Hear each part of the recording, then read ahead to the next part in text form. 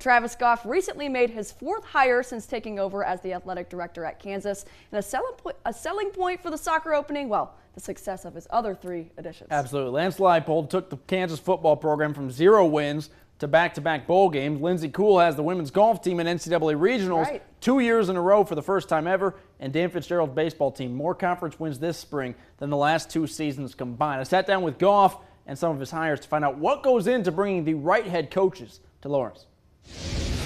Stability, consistency, continuity.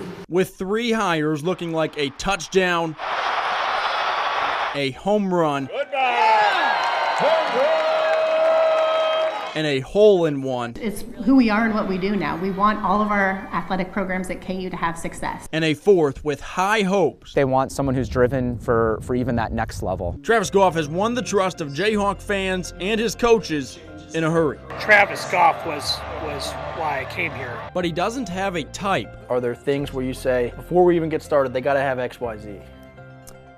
Not really. He says the wins are a result of a top-notch process. Come in with some open-mindedness, you learn some things along the way, and then you get after it. To call the search extensive is not coach speak. We call every head coach of the top 50 to 75 programs in Division I, and then we call every head coach at the high end of Division III and the high end of Division II. Get some recommendations about what we might need to do to invest in that program from successful head coaches.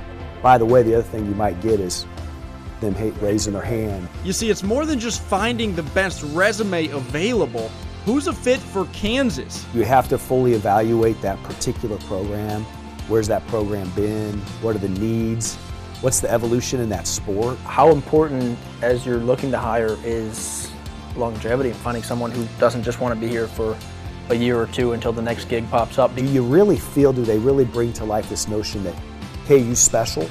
That they feel that they want that, and this is an aspirational job? All 4 of those coaches have demonstrated longevity and commitment and some degree of loyalty, which maybe is less and less common. I asked Goff's 2 most recent hires what made KU stand out to them. The athletic department under Travis's leadership really believes in doing things the right way, building and developing student athletes of character and integrity. Absolutely, without hesitation, know and believe that Travis values all 16 sports and that he wants soccer specifically to be successful. I thought KU had an incredible picture of who they were and where they were at, and a great vision of where they needed to go. And then for me, I was really looking for something for our family, a place to go and a destination. Goff hasn't just brought in the right people, he's kept the right people. It's hard to say you go for the throat more than being a 3-1 season the last